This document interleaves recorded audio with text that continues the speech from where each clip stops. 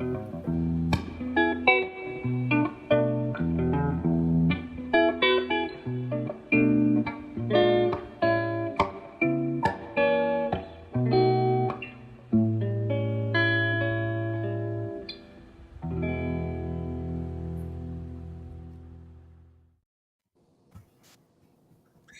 evening. Welcome to Bourbon Turntable. We have with us right now Holly and the Casper Zach.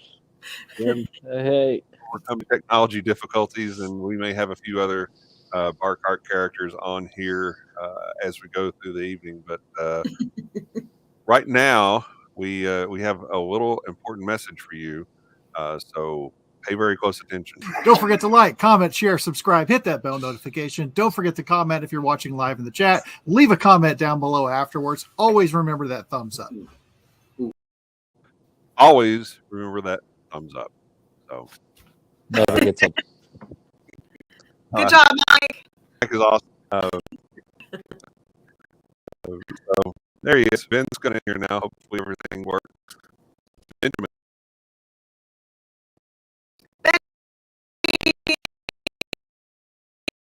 Sorry. That's great. That's wonderful singing. We should have made that the theme song for the whole episode. Get down. I'm sure Stevie Wonder is hating that right now. Yeah, Stevie Wonder. He'll get over it. He didn't see it anyway. Oh. Right. I don't even have to guess. I'm sure that was about me. So hey, no, there he is. No, it was actually about Stevie Wonder. Really about Stevie Wonder, right? Okay.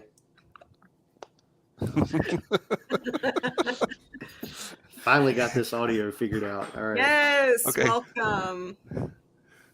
All right. My wife is asking me, do I need to turn off the Roku? It's got a lot of lag.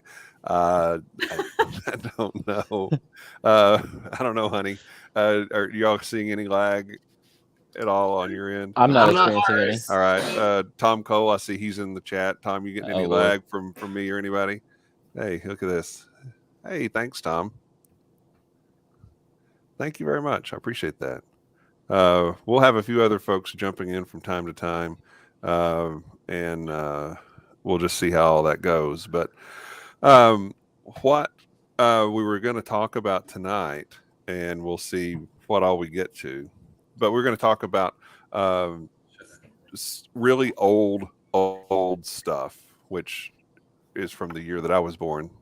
I am officially the age that Sammy Hagar can't drive. So I am a 55-year-old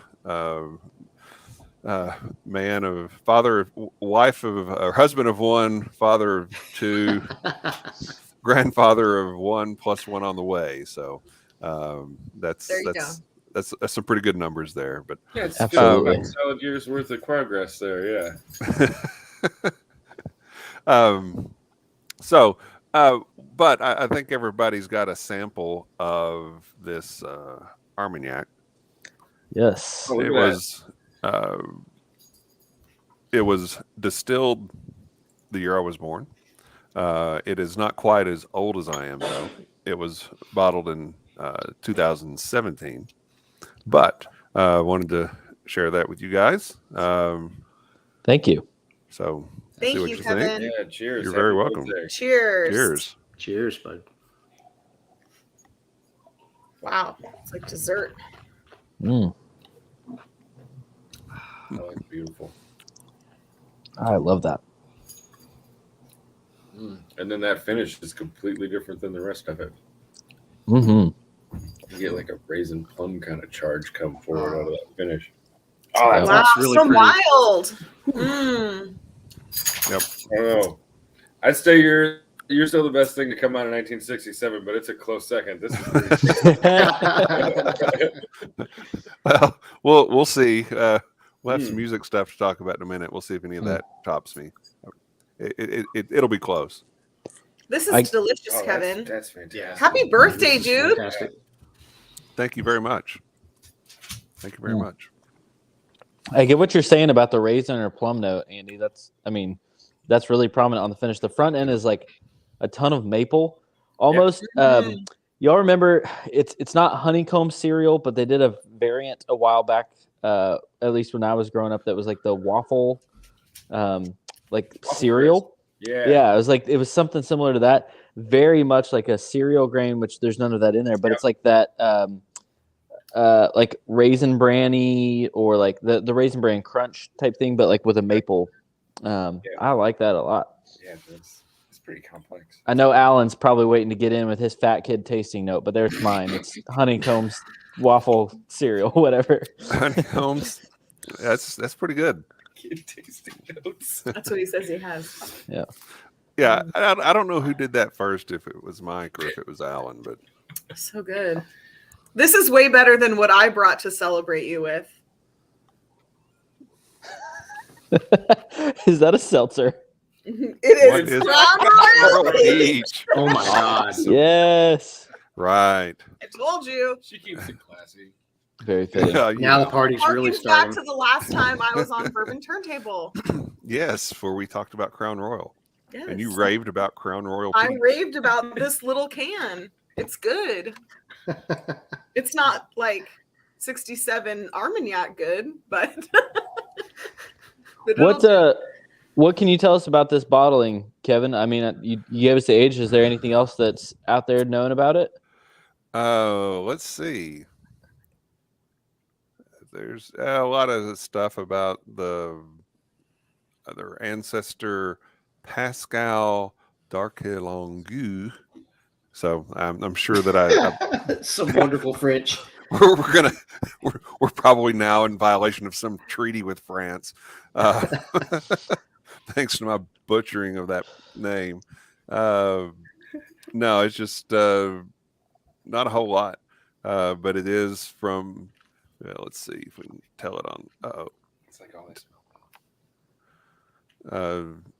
Yeah, it's d'Arquelongue.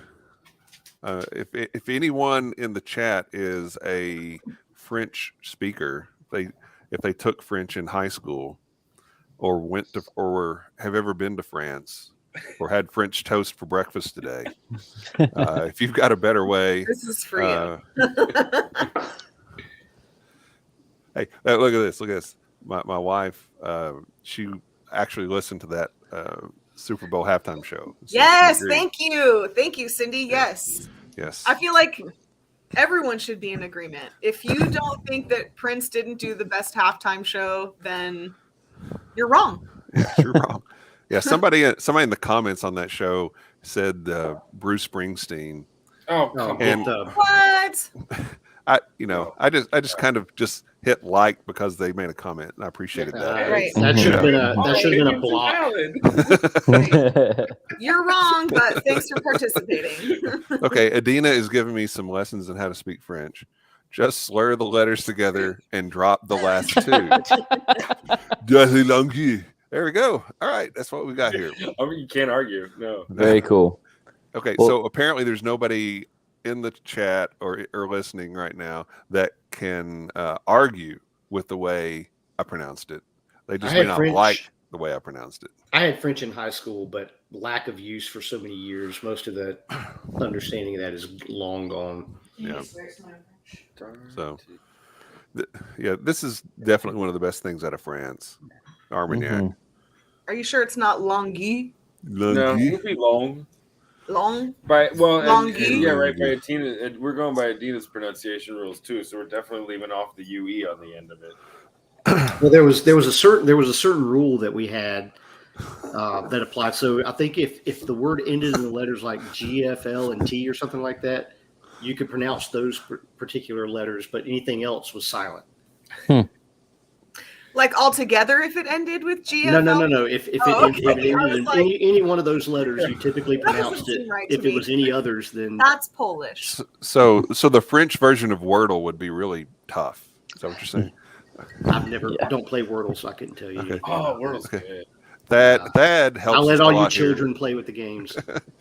No hablo francés. I do not play Wordle. I don't know that's. I don't know Not what like language that is. We're in agreement. Yeah. There you go. Yeah. Oh, here we go. Look who's here.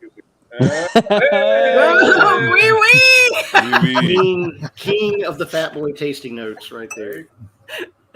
That's the only like button I want to smash right there. Whoa.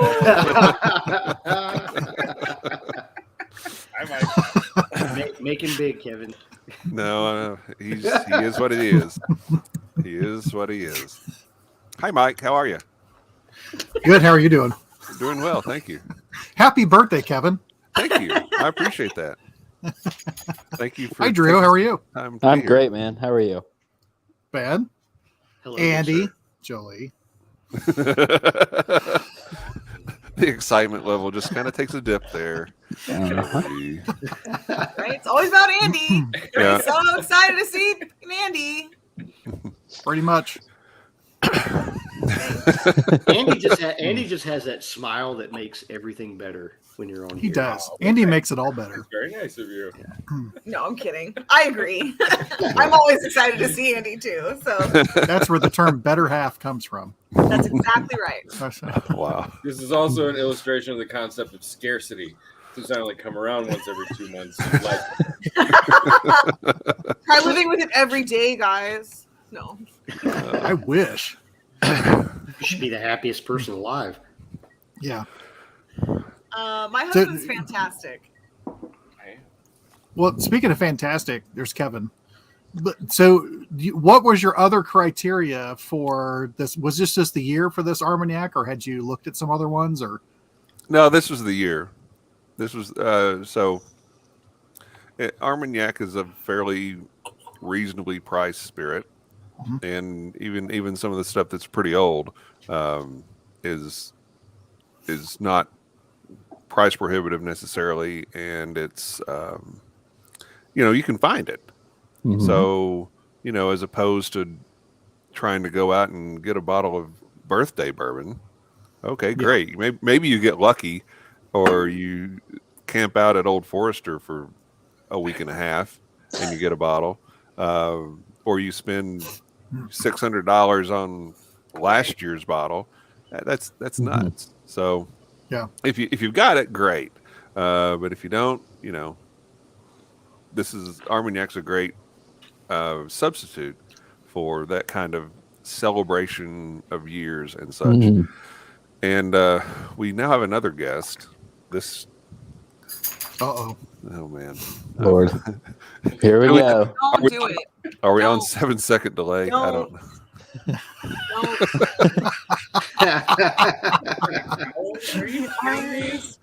Good grief. Oh my God. Oh, Lord. See what we're dealing with here? you're just going to talk like The Undertaker tonight? Are you holding a candle? Is there a birthday ritual we didn't know about? oh Lord, I swear we just entered the cult of Ardbeg. Oh my God. Oh, now you have my permission to speak. Turn him off. He's got lagging. That's what that is. Yeah, he's the one lagging He's got tonight. lagging. Turn off your Roku. Kill the music! So, what's up, artist formerly known as The Alchemist? Oh God, so lame. I have come to claim the soul that's what she said. of the ginger bitch. Are you the Dread Kevin's Pirate? birthday. Are you the Dread Pirate Roberts? That's what I want to know. I am the Dread Pirate Roberts. It's my birthday week as well. It is, isn't it? I was going to bring that up. You can't go up his birthday on his own show. Close him out and let him come back in as regular Alan. Oh my goodness. I'll close your mother out and let her come back in as my wife.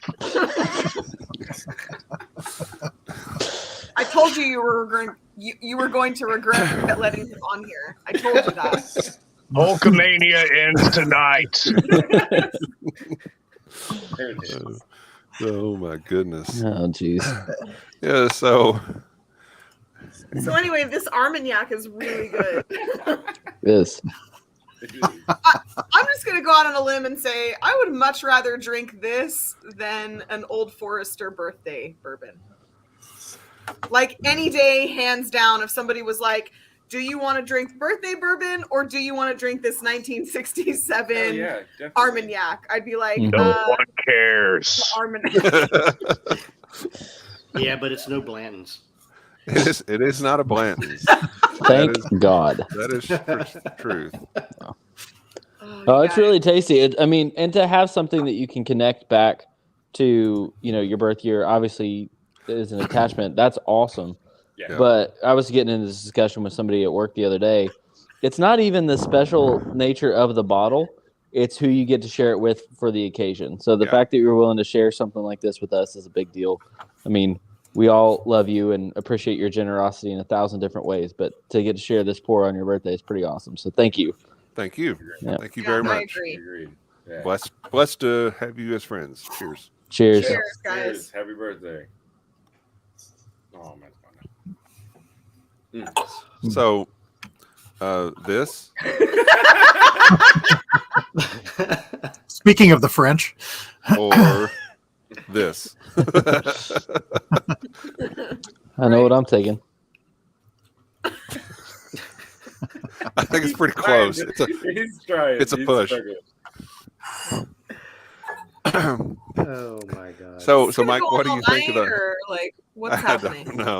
I don't know. We're gonna move along, and if Alan or whatever character he is portraying this evening has comments, we'll welcome those. Mike, what did you think of this Armagnac? Any fat guy tasting notes? I like it also. I've had 2 other ones from however you want to pronounce that. Because I was able to find one of them that was it was done from, I'm trying to remember which year, because I sent some to Ben and Pat, and I'm trying to remember which one this one was, but I got two different years of this, but one of them I got was from the year that we bought our house, and then it matured in 2019, which was, for other reasons it worked out that the timing and whatever was 2 monumental things, but I like what I've had of theirs. I do really like it. I do definitely get the I definitely get like the plummy brandy notes in it. It's really fruity, jammy. But then also there's like a brown sugar to it too. And the problem with Armagnac is people are finding out that you can buy it. Yes. And you can finding out that you can buy stuff at those ages because it's and not really and not very expensive relative to other spirits. No, for those ages. Sure. No. And that's I have the same problem with cremation. Don't we all? Don't we all? Like a night full of morbid non sequiturs. If I had a nickel. Yeah. He looks like Liv Schreiber got out of the shower and put on his robe. Oh my goodness. I have a pallbearer, but it's in my pants. Yeah. So yes, on the morbid. It's dead down there. Is that what you're saying?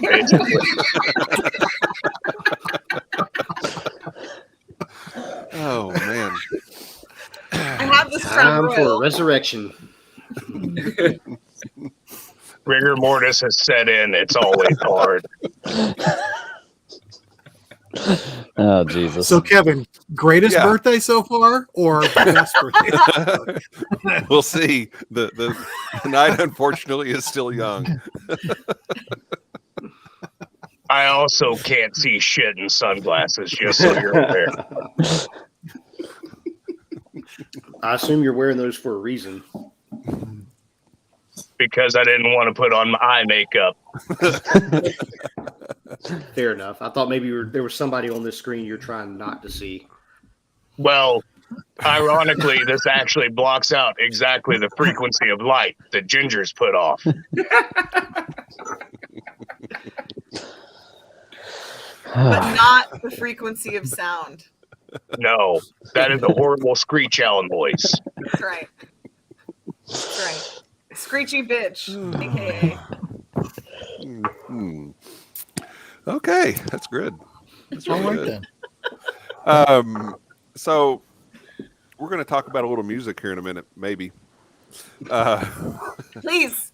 But Or first, just the sound of screech owls. But yeah, maybe. But I don't know. Did That's Andre the Joel Giant probably, ever record an Right. album? No. Did he record? Oh, okay. That's a shame. Anyway, and we're going to tell you a little bit about the show you're watching right now. Well, not necessarily this show, but Bourbon Turntable. We're going to do a commercial about ourselves because we are the show that blends the love of whiskey with the love of music, and is recorded. Mike told you before. I'm dreading taking this graphic down.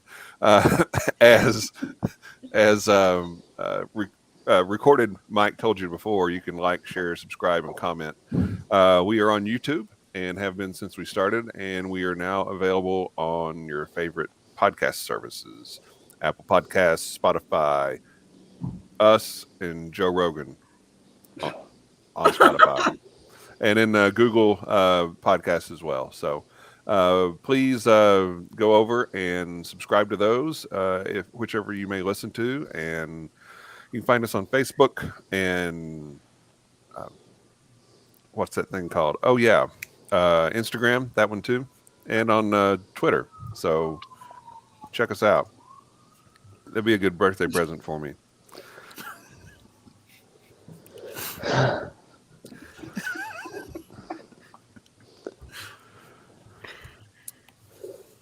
Quiet is the sound of death.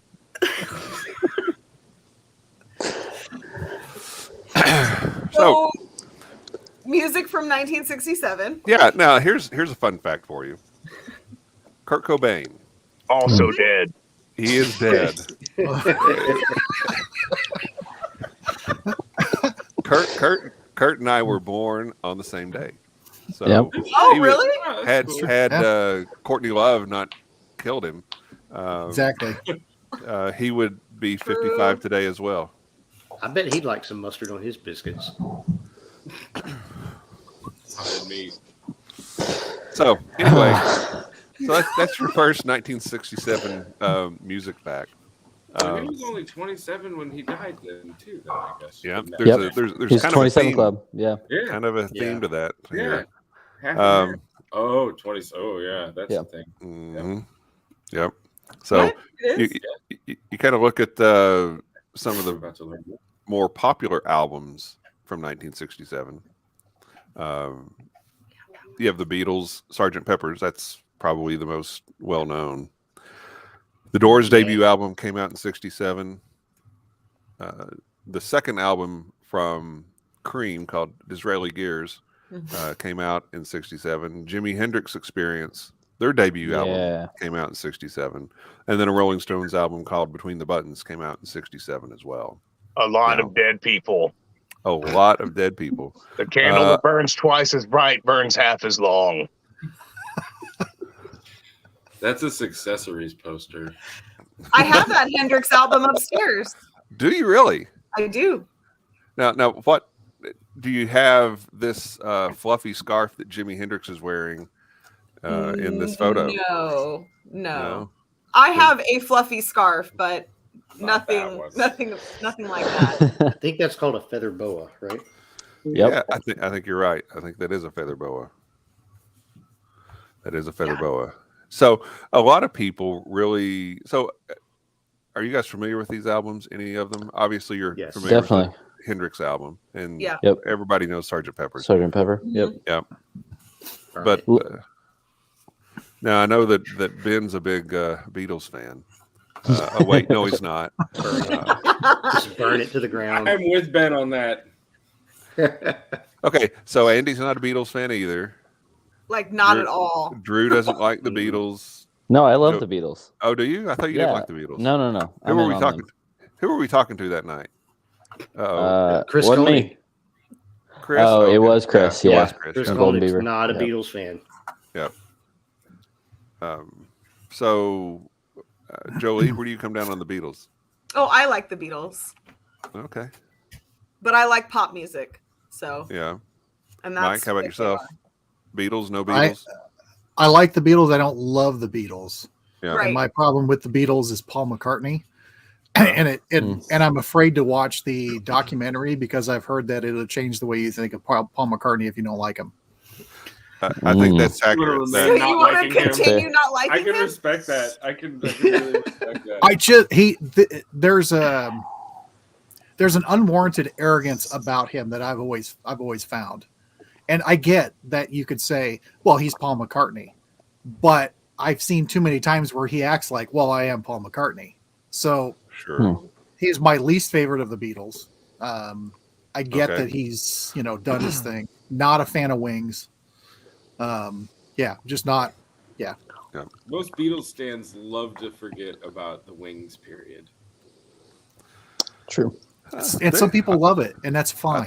I thought there was some good stuff out of there. There's some not good stuff out of there. Here's what's funny. I can handle McCartney and Wings much better than I can handle most of the Beatles repertoire. Really? Yep. That's kind of like me. I hate the Eagles, but I love the solo Don Henley. Mm-hmm. Hot take there.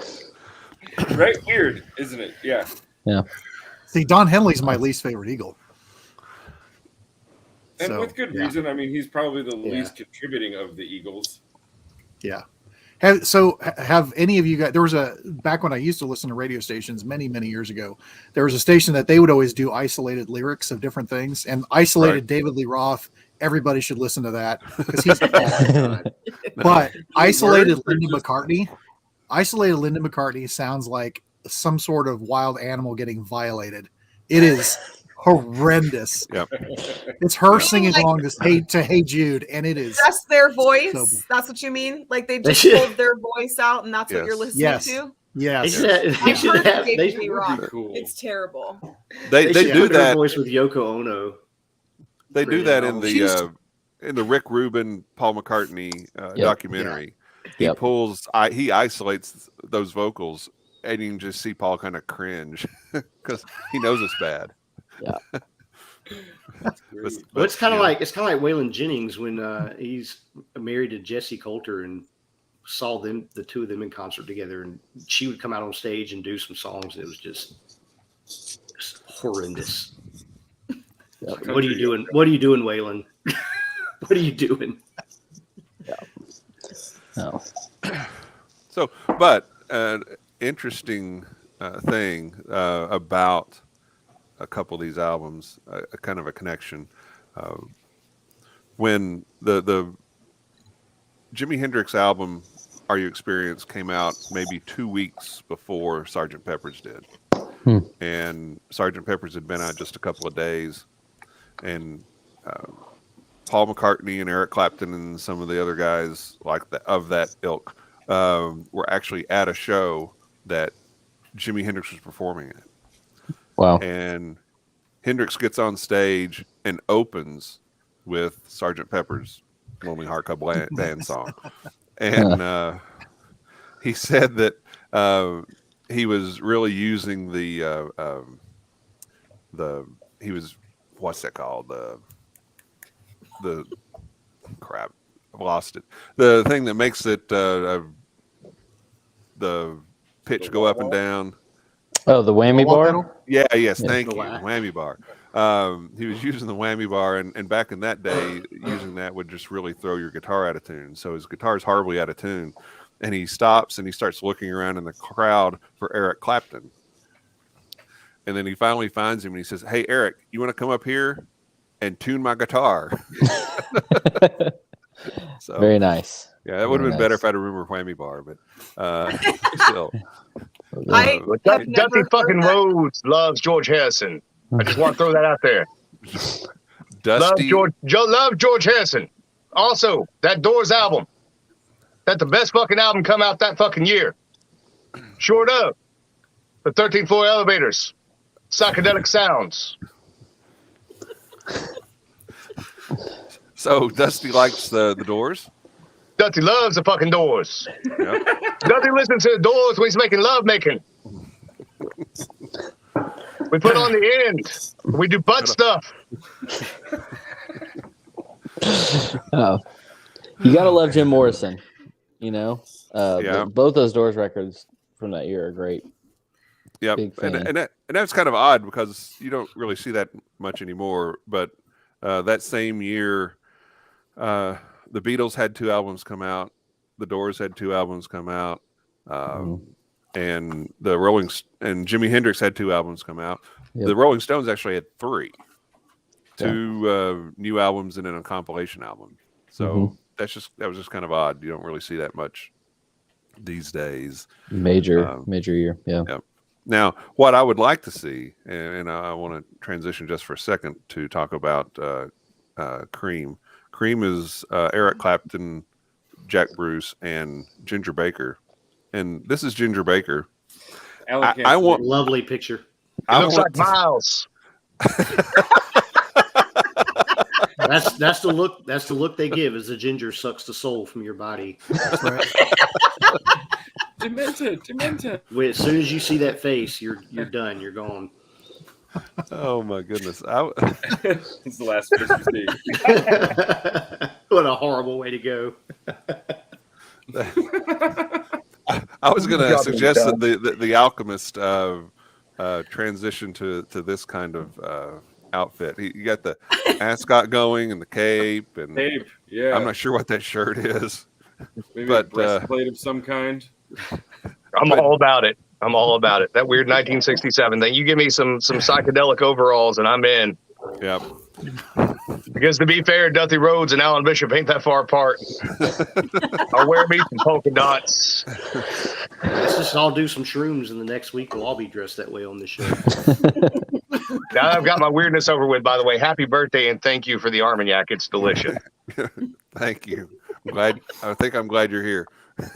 Right? Look, just bringing up the Doors for a second. I mean, you've seen over the decades certain bands, especially certain lead guys, that just get a real response from their audience. Mm-hmm. Yeah, absolutely. Has anybody, gotten as much as I've sit there and watched videos of the Doors concerts and stuff, and to see the people just go absolutely crazy over Jim Morrison. Mm-hmm. Is there any other lead person that really has gotten that kind of a visceral response from not rock music? Jim Maybe Jones. I was going to say Tom Jones. Well, Tom Jones, getting covered in panties the way he does. I still don't. There was a reason the FBI was scared to death of Morrison, and that's a true story. Yeah. And Morrison was a crazy talent. If you guys ever get a chance to listen to the box set the Doors came out with in '97, and listen to the demos that Ray and Jim cut 9 months before that first album, and listen to the change between Jim there and what he does on that album. Mm-hmm. Yeah. I mean, it's there's literally very little talent other than his poetic talent when he starts 9 months before that. Mm-hmm. And then to go to what he became on that very first album and become kind of the icon of that era in a lot of ways. Mm-hmm. It's pretty damn impressive. Yeah. Absolutely. Well, and then that next year, '68, you've got that big old tour all through Canada. That's the Doors, it's Janice Joplin, it's the Jimi Hendrix Experience, and I believe the Grateful Dead are all on the same It's a hell of a lineup. tour. Yeah, That's a it's the 27 Club tour is what that is. Yep. But yeah, still.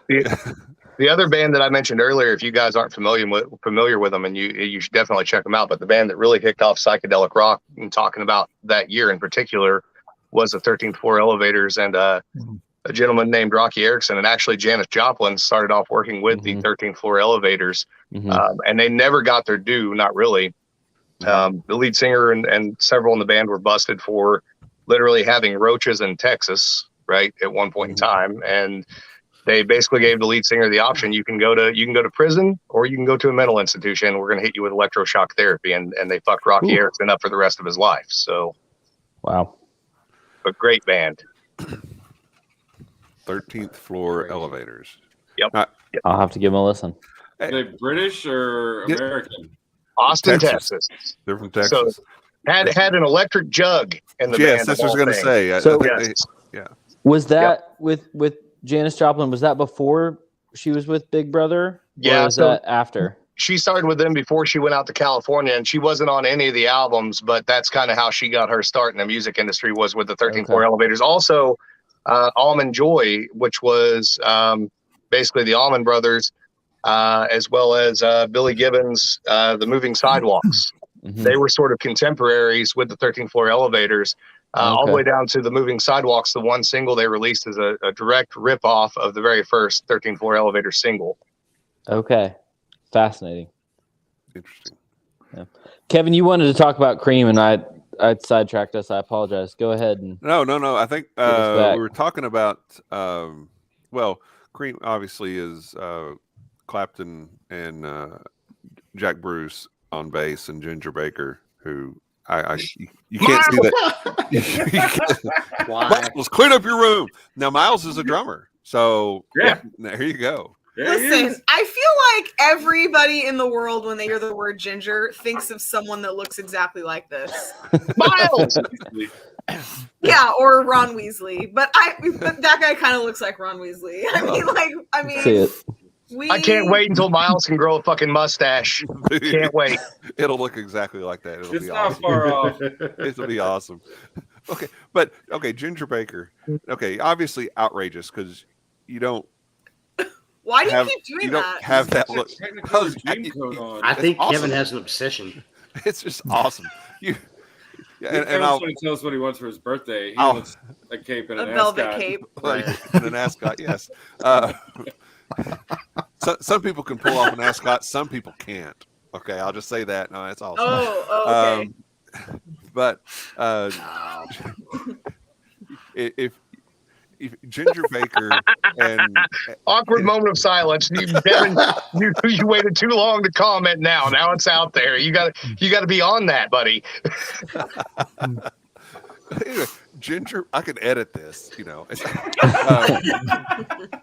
I can. There's a lot about this that I can edit. Yes. But anyway, Listen, this is the only podcast that any of us have ever been on that had 2 costume changes and theatrics. Just so you're aware. It is. But Ginger Baker and Jack Bruce were in a band together before Cream, and they hated each other. Hated each other so much that one time Ginger Baker went at Jack Bruce with a knife during a show. During a show. And somehow they thought, hey, this is a good idea. Let's get in another band together. And that was Cream. Yeah. With known mentally sound human being, Eric Clapton. That feels oddly familiar for some reason.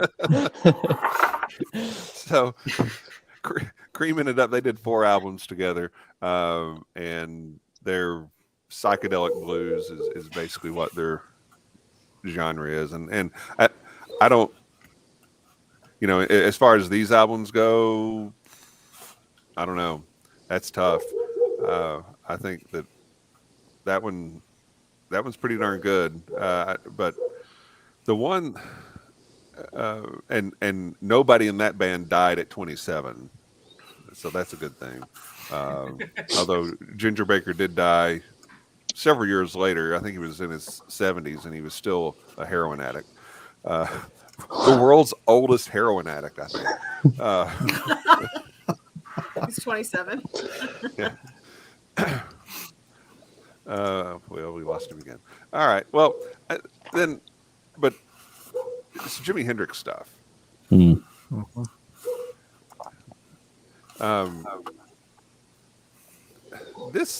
This might be my favorite album of that year. Yeah, because they're really doing some wild, innovative stuff on that album, and it's all 3 guys are fantastic. And if you haven't listened to a lot of Hendrix, there are times where Mitch Mitchell almost steals the show on drums.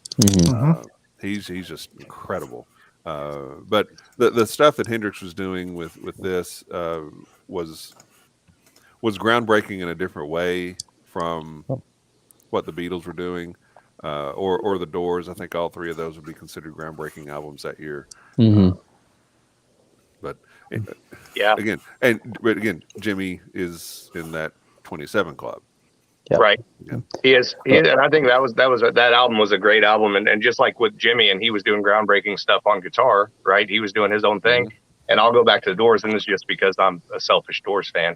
I'll go back to Robbie Krieger. Robbie Krieger may have been the very first example that we had of a rock and roll guitar player playing classical riffs. All the things that became much more popular when Randy Rhoads comes into the scene in the 1980s, Robbie Krieger was doing in 1967, 68, 69, 70. The same kind of playing, just slowed down, those classical riffs, those jazz riffs, taking music to a place it'd never been before. And I've heard that, even growing up as a kid from people, my grandparents' generation. My grandparents by far didn't like the Doors, but they understood in some way that musical component. So there's a nice little translation thing that I think happened with having those kind of musicians in a band like that. Right. Mm-hmm. There was a lot of jazz influence in the Doors. Yes. A ton. And this guy, he started out as a Miles. he started out as a jazz drummer. So it's like a flashcard, guys. I can't help it. Every time you put it up, I'm going to yell Miles. It's happening. Miles's hair is way better than that guy's hair. I'm buying Miles that shirt. It's happening. Like out here. He's gonna want the cape for Christmas next year. Just be ready. I'm all for him. That's what you need. His next drum recital, he needs to have the cape. Cape and the ascot. Agreed. Yep. Oh my goodness. Some other great records in that year too, though. Mm-hmm. Yeah. Jefferson Airplane. Mm-hmm. Surrealistic Pillow was that album. You can even go to the other Hendrix album, Axis Bold as Love. That's one of my stuff. favorites. Yeah, one of my favorites. Was there anything else that you're thinking of specifically? Well, no, I did the Bold as Love record. Yeah. And this is, as great as the Experienced album was, I think that record, The Bold as Love, to my ears, you get the sense that they are leaving space for each other in a way that takes a lot of trio bands a long time to do. It takes so much of an ear and so much intentional listening to give the space for each of them to shine. And I think they really hit stride with that record. I would listen to it over and over and over and over and over again. So big fan of that one. I think you're right. I think it is a little bit more mature sounding. But I just like the energy in that Are You Experienced album, and the fact that it was their first and was that fantastic. You use a phrase a lot, Drew, no skips. That fits. That's a no skips. That fits. Yep. Absolutely. Yeah. And Dave in the chat, Light My Fire came out in 1967. Yes, it did. It was on that first Doors album. Right? Yep. Remember that right? Yeah. Yeah. So Dave also makes a comment, Van Morrison, Brown Eyed Girl. This came up in a conversation last week at work for the simple fact that it's one of my biggest irritations growing up with radio. The fact that an artist can have a whole plethora of hits and great songs, but radio will choose to play one single song over and over and over. Van Morrison, I love a lot of his albums and a lot of his work, but the only song you will ever hear generally on the radio is Brown Eyed Girl, and that pisses me the hell off. It's the same way with a lot of artists. I'm like, they have so many better songs. Why do you play that one? Just that one. Play something else. Now we're on, you got Spotify, you got Apple Music. You don't have to worry about that as much anymore. But just growing up, that was one of the things that would aggravate the dog snot out of me. So there's my bitch session for the night. Another 67 album in there too, just for fun, which is Pink Floyd Piper at the Gates of Dawn. Yep. Which is another fantastic psychedelic album from that time and highly underrated. Finally starting to get a little attention now. I mean, definitely not the Floyd that everyone is familiar with from Dark Side Forward. Right. Right. Certainly its own beast, but one that I go back to a lot. And then the album after that from 68, which was, Saucer Full of Secrets.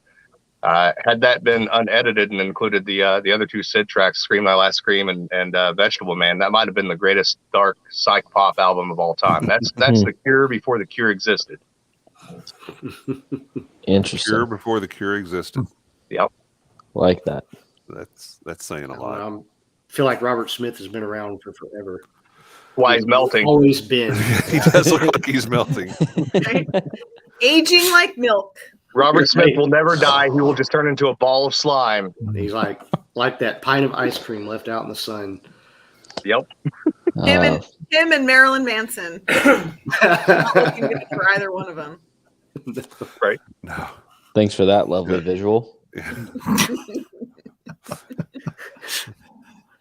There's some meme going around where it's like all these aging male rock stars, and it's like, these are your 4 great aunts or something. Yeah. Your four aunties that bought you your first round of alcohol. It's like Manson and Robert Smith and Axl Rose and somebody else. Yep.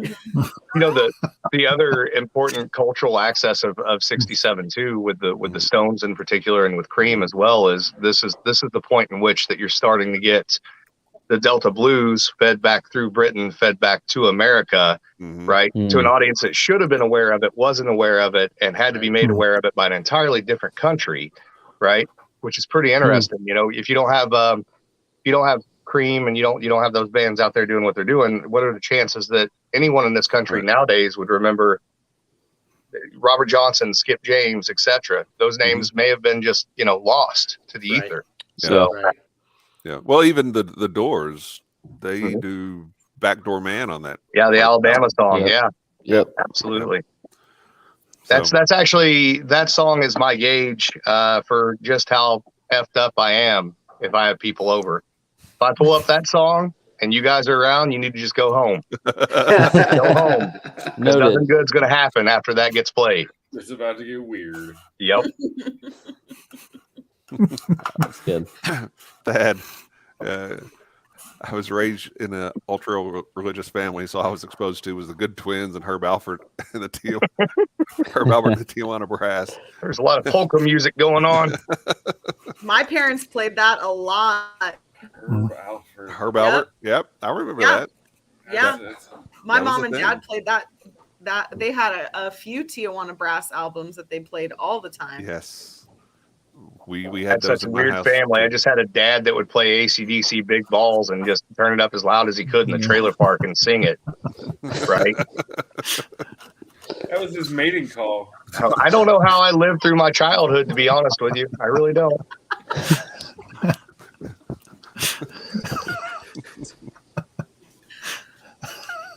We've met Dale. We don't know either.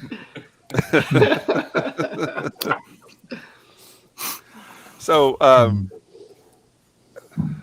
the Stones album, Between the Buttons, that as I went back and read a few things about it, there was a lot of really great press on it. Actually, more than there was on the Hendrix album or the Doors album at the time. And to me, it was a good album, but it's probably middle of the road in terms of what the Rolling Stones have done. Let's Spend the Night Together and Ruby Tuesday were the singles off of it, so everybody knows those. But also the 27 rule comes into play with the Rolling Stones as well, because Brian Jones, who was the guitarist at the time, well, he could play anything. You look at some of the credits on their albums, and he's playing lead guitar, rhythm guitar, bass guitar, trumpet, sitar, trombone, sitar, harpsichord. He name it, he played it. But he always tried to push all this different instrumentation into the band. Until he got pushed into the pool. And then Mick Jagger drowned him. So say allegedly after that, aren't you worried about the Mick machine coming after you? I'll edit that in. If Mick Jagger sues us, guys, we are way more famous than we ever fucking realized it. That's fine. Mick Jagger killed Brian Jones. I'll say it right here, unequivocally. Yep. I don't know the story behind that. Come get me, Mick. Yeah, come on the show and argue against it, Mick. Fight me, bro. Changed my mind. Tuffy Woes got your back. They kicked him out of the band in '69, and he died later that year. He drowned in his pool. So he killed Brian. Mick Jagger killed Brian Jones the same way Courtney Love killed Kurt Cobain. The reptilian overlords With are the coming shotgun? for you tonight. Unsolved mysteries no longer. Yeah, I'm Yeah. pretty sure Billy Corgan talked about this on the Joe Rogan show at one point in time. Yeah. Yep. Pretty sure this was a Indeed. thing. So somebody brought up the point earlier about, the legendary frontman that was Jim Morrison. Mhm. Where do you put somebody, like Mick Jagger on that list? Because he has his own, kind of insanity behind him in terms of fans. That's a hard question because I think even if you're not a fan of the Rolling Stones, like just the longevity of it and him still like doing his thing. Oh, they're still touring. Yeah. I would always put Morrison above him, but that's just my weird goth kid coming out, I think, more than anything. Sure. So. No, I agree. I kind of agree with you on that, Alan. But at the same time, it's not just, and maybe I don't know, maybe I'm not thinking this right, but to me, it's almost not just a response to Mick Jagger. It's like the response to the band as a whole. I mean, the Stones fans themselves are almost like a breed apart. Mm-hmm. I mean, you never want to be a band that opens for the Stones. That is a rough trip. But I would put Morrison up there just because I think that he is one of those prime examples of, for better or worse, and obviously if he died the way they said he did, but that's a whole different conversation. Mm-hmm. The FBI He's an excellent example of standing by what you're preaching, right? He definitely lived his life to the fullest the few years that he had to do that. Yeah, sure. There was no playing. He wasn't playing a game there. He wasn't pretending to be something that he wasn't. He was really, when he said, "I am the Lizard King," he became the fucking Lizard King. Right. And that's what he did. Yeah. Right. Yeah. He took it all the way. He took it all the way. Right. So let me throw out something unpopular. Sure. Maybe it's unpopular about the Doors. Taking away the talent that Morrison had, I've always had an issue with the fact of, would you always hear how good Jim Morrison was if Ray wasn't still alive to constantly say that every single time a microphone was stuck in his face? Because every single chance he had, he started always in about, oh, how great Jim Morrison. Okay, that's great. That's not, we're here to talk to you about your student loan. We're not here to talking about this. Every single time the guy had a chance, he had to totally go on about how great Morrison was. Now I will say, read the John Densmore book too. Densmore hated Morrison, and the only negative that he had to say about him was, the being drunk, not showing up, this and that and the other. But as far as the performance, Densmore's like, yeah, he's fucking solid, right? Mm-hmm. These are two guys that literally, they did not get along at all. They couldn't be more opposite from one another. Mm-hmm. Yeah. So he put on, I mean, watching him, obviously didn't get to see him perform, but seeing footage of him, he put on an art show every time that he was up in front. Yeah. I mean, even when it got cut short because he couldn't perform, he put on an art show every single time. I mean, it was a different, I don't know that I'd put him in the same category as a front man because, he was being an artist about everything that he did. Mick Jagger with his, I mean, who knows how many drugs he did, but clearly Keith has done them all. But when Mick just had his heart surgery a couple of years ago, and they were showing him working out at his age, and he was basically doing for his workout, he was doing the concert in front of a mirror, and they're showing him at his age doing that. That's crazy respect for that old man. Well, and there's a reason. There's a reason for that. Mick Jagger did a drug that no one else other than Morrissey ever did, which is David Bowie. He absorbed a little bit of that into him. Yeah. Well, you also, I think Bowie were still here though. Yeah, I think you also have to say the world started going to shit when Bowie died. Like 100%. David Bowie, Lemmy, and Alan Rickman, all in a short order. It was bad. It was a bad turn. It was bad. Then COVID. Okay. So. Okay. All right. Dave says this: Doors greater than the Who, greater than the Stones. Fight. I'll fight with you, Dave. Okay. Yeah. I think I might fall in line with that order. Solidarity. Can I throw one wrench in that? And it's, I think, without the Doors movie and Oliver Stone at the height of his popularity, you don't have a whole generation of people know about the Stones without that, know about the Doors without that movie. I think you can say that in terms of legacy now, but without that 100%. Movie and without Oliver Stone, I don't think that exists. Mm-hmm. Just because of the length of the career and all the rest of that. But if you don't have that cover of People Are Strange on the Lost Boys, that's where I think a lot of it started at. Great point. Yeah, great point. That's I have a confession. I've never watched the Oliver Stone movie. Ooh. I've never seen it. But here's and maybe this is my life in a microcosm, but so much of this music for me as in my generation, this was like the stuff you discovered when you got to high school. Mm-hmm. Like high school, middle school, there was a lot of top 40 radio. At that point, I was into a lot of new wave and alternative music coming out of the 80s. There, you get to high school, and all of a sudden, it's like stuff like from the 60s and 70s comes to life. This is like that period where you go through this stage in your life where you're discovering Bob Marley, you're discovering Led Zeppelin, you're discovering the Doors, you're discovering Jimi Hendrix, Pink Floyd. All of this music takes a total shift. And so I think even with or without the movie, the Doors would have been a part of that journey for me regardless.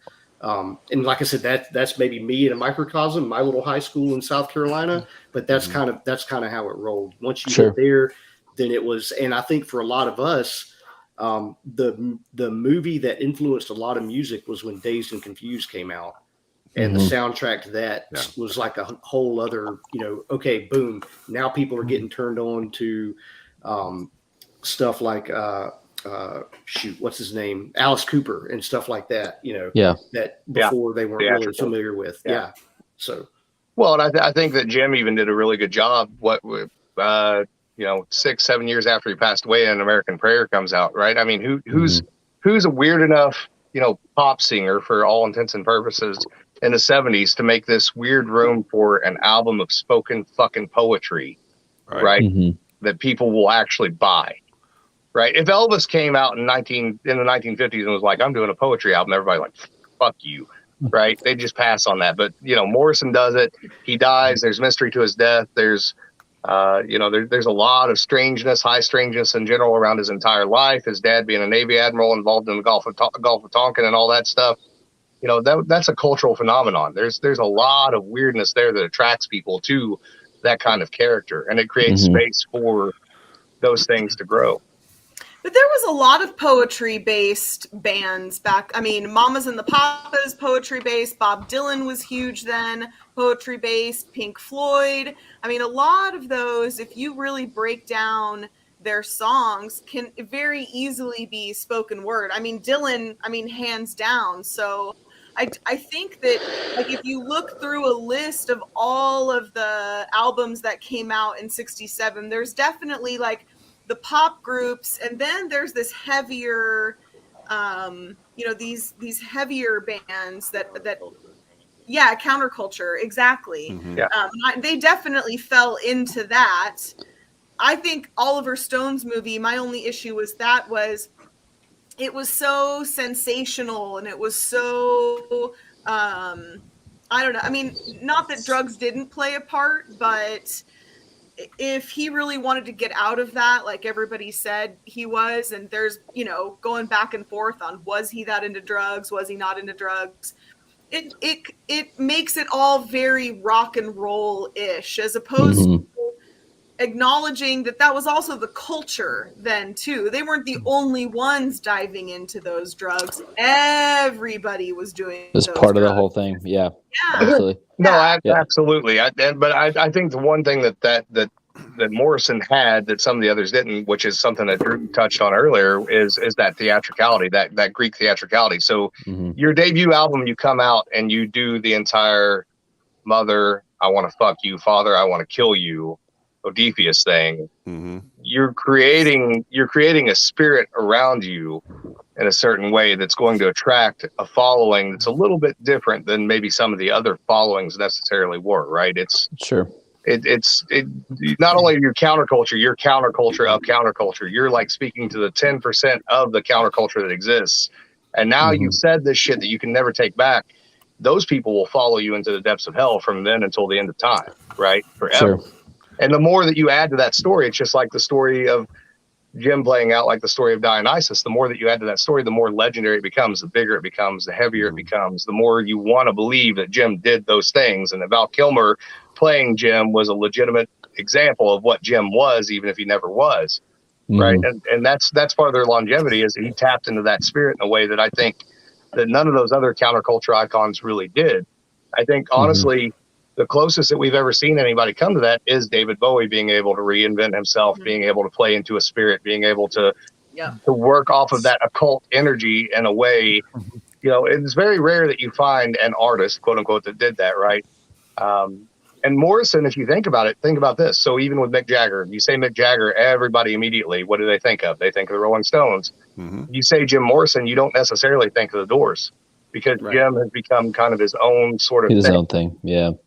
Well, and had he not died when he did, none of that would have ever been possible either, because that locks in the mythology and you know, takes it out of his hands to be able to tell his own narrative. Because that's one thing that's been different about Jagger and Bowie up until the time he went. They've been around. You know, they didn't go anywhere. They could reinvent themselves and then do it in their own ways and then tell you in their own words. And you could see how it evolved. With your eyes. Then going back to somebody like Morrison, you've got, you know, Oliver Stone movies, you got albums to go off of, you've got anecdotal stories and stuff from the period, but none of it's really concrete. So you're able to create this like aura around a guy like that to represent that time. You made into this, that time. Yeah, you brought up that idea earlier. I texted you guys a link a little while ago, but there is a pretty fascinating kind of shadow history with Jim Morrison and J. Edgar Hoover, and some files that were found after Morrison's death and some things like that, that they being the, you know, the FBI at the time, wanted this example of the counterculture to be villainized. And so, you know, you get into some questions of, okay, who was providing their drugs, whatever they did do, you know, what was the amount of law enforcement presence at some of these door shows and at some of these festivals? Was that, you know, were some of the riots, quote unquote, are they staged? Are they, you know, incited by other things? And so that there is an element to where, yes, his legacy is his legacy as an artist for sure. But I think there was also probably some behind the scenes things going on there that, you know, maybe less pleasant to consider. I think you're absolutely right. And I think a good example of that is, again, his father was the admiral that called in the Gulf of Tonkin incident, which never happened, right? This is the same time that you're dealing with things like Project Monarch, etc. There's a lot of very weird things that surrounded that sort of corner of the counterculture, right? All the way down to Jim telling the media early on that his parents were dead, right? They weren't dead. They were alive the whole time, but he's denying their existence. He's trying to wipe out whatever that history is, whatever that background. Not that he's complicit with it in any way, shape, or form, but there's definitely weirdness around that whole situation. Absolutely. All right, we went way down the rabbit hole. It's Kevin's birthday. I'm sorry, Kevin. Well, that's what we're here for. Is to already fucked up your show with the Undertaker and fucking Dusty Rhodes. Listen. We ain't far away from Mud Fossil happening. this hashtag never forget. And this, Miles. that will be the lasting legacy of this show. Yes. Yeah. So, what do you? We were talking about and doing a little compare and contrast between Jagger and Jim Morrison, you know, talking about frontmen or women, as the case may be. Who's the best all time? You're putting together a band. You got one front man. Who's it going to be? From what year? Doesn't matter. Right. Doesn't matter. It's Freddie Mercury. Yeah, that's an easy one. It's Freddie 10 Mercury. out of 10. Freddie Mercury. Yep. Absolutely. For me. Jolie, you're nodding your head. Is that not an agreement? Yeah, I mean, I would definitely say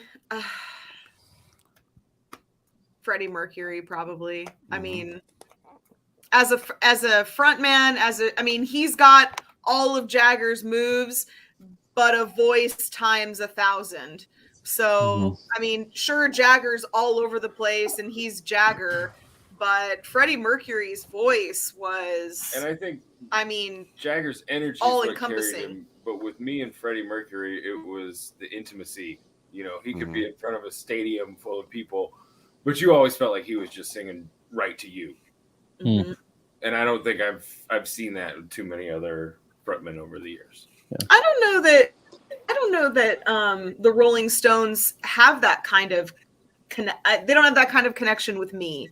I guess Queen, their songs ran the gambit. Like, from, love songs to party songs to just weird silly shit songs. Yeah, silly songs. And when I think of the Rolling Stones, I always think of a good time. It's a you're dancing, you're up, it's energetic. You have that with Queen, but then you also have Bohemian Rhapsody, and it's like, rock opera. And you don't have that depth with the Stones, for personally.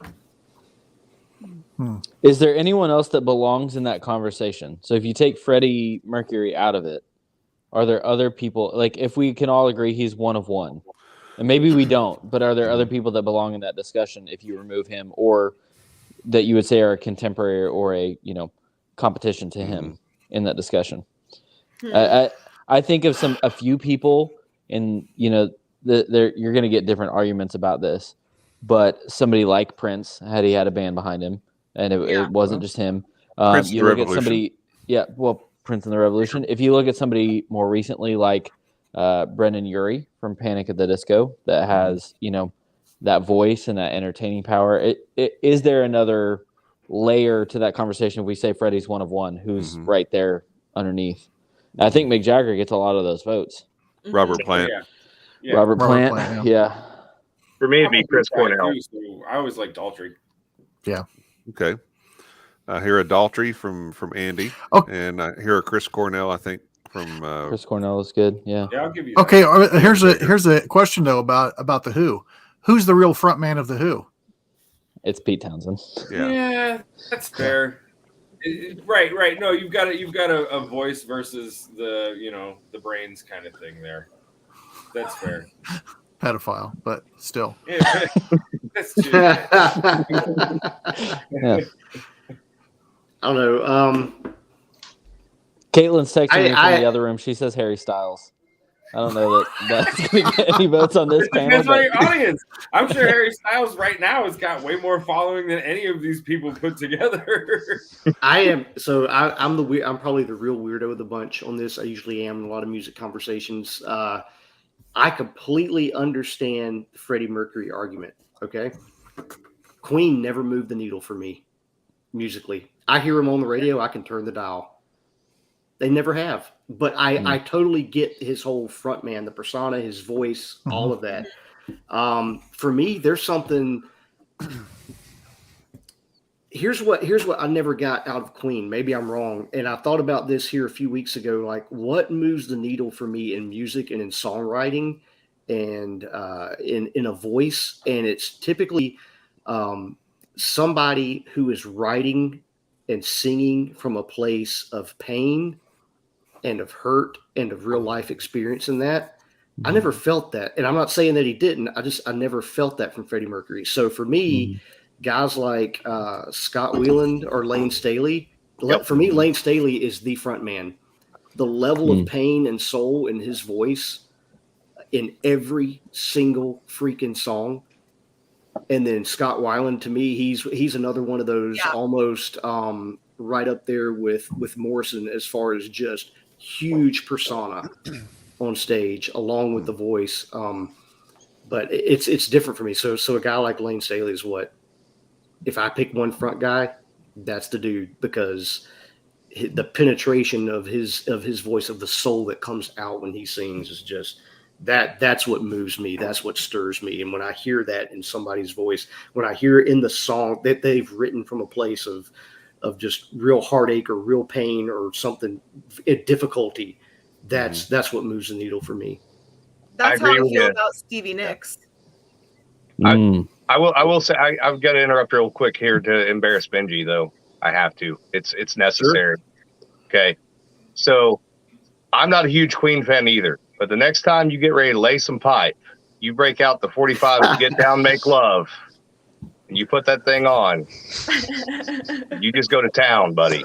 And you can call me and thank me after. Be like, thank you. Thank you. Happy birthday, Kevin. You're welcome, Kevin. Just what you wanted to discuss. Yeah. Thank you. What better than laying pipe on your birthday? Just questioning life choices now. That's all. Yeah, right. They say you can judge a person by the company he keeps. They do say that. Menagerie, right? Listen, I'm here to bring chaos and say the shit that you guys won't. You're welcome. Well, mission accomplished. Congratulations. Yep. Right? In the characters we won't dream of. Right. Yep. Wow. All right. Anything else tonight? Anyone wants to say? I was kind of waiting on. I was trying to wait on Patrick. He said he was going to try to hop on, but I saw him make a mention of something in the chat, and he sent me a message and said that he was going to try to jump on here, but I haven't seen him yet. So we'll just assume that he won't be able to make it. But sorry, Pat, we missed you. But we've got several bar cart shows represented here. We've, Alan or the Dread Pirate Roberts or Dusty Rhodes or whatever character he is. He's on Distiller's Talk. Listen, I was professional for an entire 3-hour podcast this week. That's all I asked for. Okay. This is just pushing my luck. I know. Right. And then Mike and Ben and Patrick, if he were here, would represent my whiskey den, and then also Ben and Drew and myself on Bourbon Turntable. So, and then me and Jolie on Just a Little Too Far. Just a Little too far. I think that Whenever was this we're show going to have tonight. it again. We took like a holiday and then COVID break, which has lasted like 2 months now. Yep. And then every week we're like, okay, this is the week. And then one of us gets sick or one of us falls asleep. It's been hard. The last couple of months have been rough for everyone. right. 100%. 100%. But we'll get back to it for sure. All right. Awesome. Well, thanks everybody for joining us. Thank you, Kevin, for your friendship and this Armagnac, and for being born. And just being a sexy motherfucker. Thank you. Speaking of Prince. Right. Speaking of Prince, yeah, I mean, Kurt Cobain and I were born on the same day. We're practically twins. I don't know what I necessarily have in common with Prince, but I'll take it. Listen, Hopefully, I Cindy was won't get born- any ideas. I was born on George Washington's birthday, and I've been to his distillery. That makes me special. That does make you special. So your birthday is 22nd, correct? Yes. Yeah. Coming up. Well, happy Yeah. birthday to you as well, sir. Yeah, absolutely. I'll get a McRib and drink some absinthe in your honor on. That's right. Please don't. McRib don't. and absinthe. Save yourself. Bir- Save Yeah. yourself. birthday Advent. Drink the absinthe. Just do No! without the McRib. No, I'm not even going to call you on your birthday. I hate you. That's okay. That's I good. will call myself and pretend that I'm you. I'll call you. Please record that. That Everybody would loves be fun. Andy. You can talk to Andy on your birthday. Andy and I are best friends. Andy likes me better than he likes you. It's true. That I know isn't true. It's true. Hey, so just one other item of business, and then we'll move along. Next week, we'll record again next Sunday. Just the three of us, and Just for clarity, yeah, we're going to do That's this why. for production value. Just the three of us will record next Sunday. Yes. You other fucks can get the fuck out. you I guys love can you guys, but I don't like you guys. you guys can Yay. listen and share and comment and tell everybody how much you love the show. But we're going to have a buddy of mine named Austin Huff. Austin is a guy I actually met on social media, and he has worked for Jim Rome show. He's worked in radio and different types of production. He has moved to Chicago, I think about 1.5 years ago, and is the DJ on US 99's morning show. And Nice. so we're going to do some whiskey flights with Austin. He has recently become a whiskey fan. And so we're going to do some whiskey flights with him, talk about being a DJ, get him to play Drew's music on his show. And we won't let him off. We won't let him off our show until he agrees to play Tower songs on his. So, All right, that's what I but like to hear. that'll be fun. And then we're going to do a show. Also going to record a show that night. That'll air on the 9th of March. That we're calling our Breakthrough Show, and it's going to be about breaking through in music and breaking through in distilling. So we're going to have Drew and Ryan Netchie, who is a musician out of Nashville, I believe, and they're going to talk about breaking through to the music industry. And we're going to have our other co-host on the show, Benjamin Eves, and Kelly Tennille are going to be on to talk about breaking through in the distilling industry. So that should be some interesting conversation on both sides of that coin. And so that's just a couple of things you can look forward to. But anybody got anything else? All Nope. hearts and minds clear. Happy I really do birthday. appreciate So that. with this other DJ guys, in fact, he's worked with Jim Rome. I should probably not mention Jim Everett then. You know what I'm talking about. He'll probably find that funny. He has a Benji, very, ask very good him- sense of humor. I could Ask watch him to that clip play another forever. Van Morrison song. Tell him Ask him. he cannot play Brown Eyed Girl. He has to Okay. play another Play Moon Yeah. Dance. Moondance. That's the Yes, best. yeah. play. Moondance is the best Van Morrison song. Not even My close. favorite. Not even a question. Yeah. Tell him Yeah. why is that? We Why do heard they that- have to play the we heard that same at dinner song the other every night. 4 hours?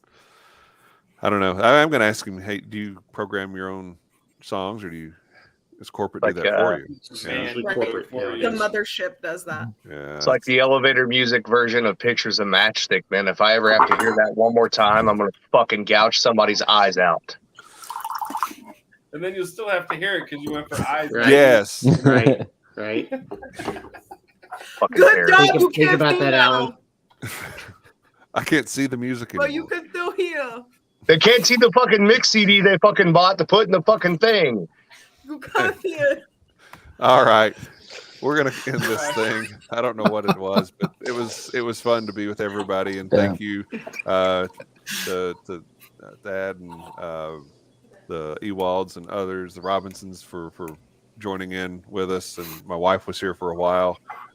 Hopefully not for too long.